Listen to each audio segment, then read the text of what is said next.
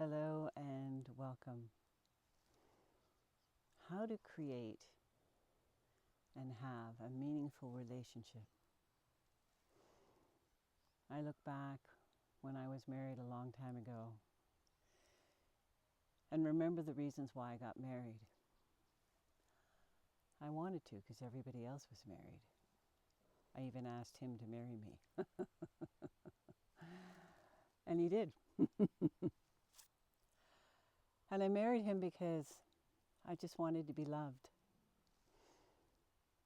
and appreciated and treated with respect. And it's not that he didn't, I just didn't see it. I had so many expectations. One thing I always said to myself, why can't he be my mind reader? Why can he not read my mind and know exactly what it is I want? No, didn't happen.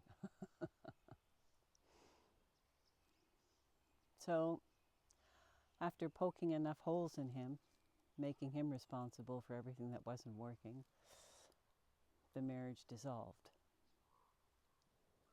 And I went through life having a whole bunch of different relationships. And all for the same reason, just to be loved, to be appreciated. But I never really had a serious relationship. And if somebody had said to me back then, Christine, you need to have a relationship with yourself, I probably would have shook my head and gone, what? Why would that be important? It's not that it was something that was spoken about then. And it's not really spoken about now. It's slowly coming out of the woodwork, the importance of having a relationship with yourself. And what exactly is a relationship with yourself? I didn't know. Certainly wasn't doing well in that field. So it took time. And I needed to understand what love was. And how do I get some of that? Growing up in a family, being told that if I didn't behave, they'd take their love away from me, I was programmed into believing that the only way I could get love is by doing something. And I think this is a problem with most people today. That's why a lot of people can't say no. Because they just want to do. They want to please everybody, but they don't please themselves. And then they go to bed at night or they go for a walk and they're down on themselves because nobody's listening to me, everybody's demanding me to do this, do that.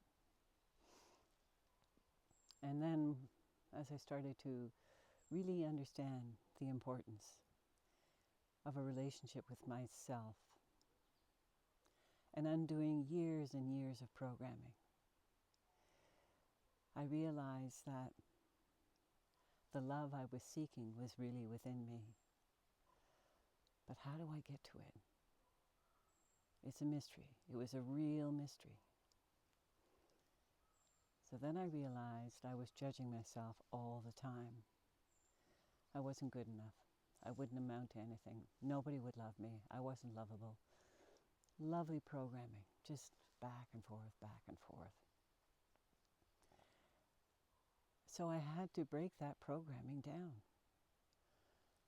One trick was I wrote a bunch of Post-its that said I love you, and I put them everywhere in my house.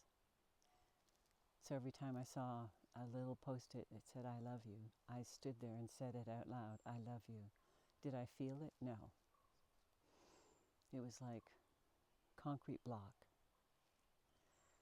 Eventually, it started to chip away. But it all started with me treating myself with respect. I stopped judging myself, and that was tough.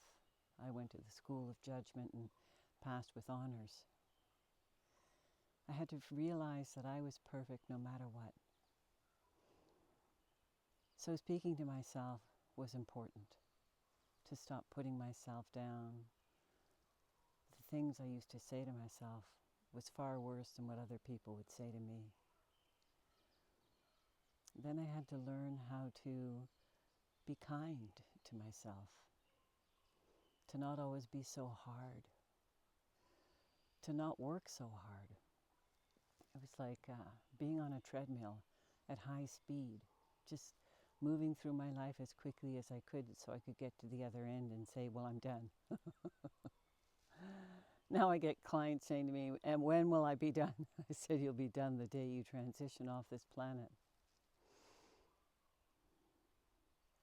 The more I began to respect and love myself, the more my heart opened up and my eyes opened up. The world in front of me started to change because I was changing. So it's not about a relationship to fill a void or for someone to give me love, because this is what I have been building within myself. And the deeper that I go, because layers of love, it's not always the same, it changes. As you grow and evolve, so does that layer of love change within you. And the more that I went deeper within my heart, the closer I came to my soul. My soul is there always, in front of me, leading me on, doing its best to show me the way. That is my soul, and we all have them. And the love that I was seeking was within me. It's in me. It's been there all the time. It was given to me at birth.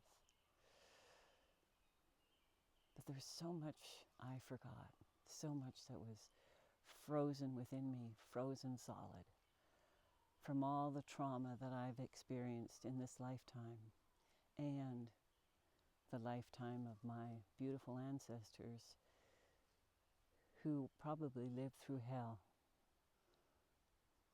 I couldn't even imagine living in that time frame. So my job is to keep doing my inner work. All those beautiful triggers, there are those small voices within me that have been holding on to this trauma, the intelligence within me. And until I'm ready and strong enough, it will come out, and that's when I need to embrace it and love it. Life is not meant to be painful. Life is not to be full of hardships. But it's the journey we have chosen to be in, to walk. And the only thing I can say is that when you can love, respect, and honor who you are, your life will change. The world will change. And it really is up to you. And it's not a weakness to reach out for guidance, for help. Not at all. It's a strength. Because now you're taking responsibility for your well-being. You know, the expression was, when the student is ready, the teacher appears. And I'm so blessed that every time I got stuck and I asked for a teacher to show up, they did. They may show up just for a couple of sessions, or they may show up as a friend with more information. You just don't know who your teachers are, but they're around you and they're with you 24/7. Please leave your comments, your insights, what you have discovered about yourself, because it will help people to maybe understand more about their life and their journey. Because we're not alone, you know. We are all interwoven together. Thank you so much for stopping by. From my heart to yours with so much love.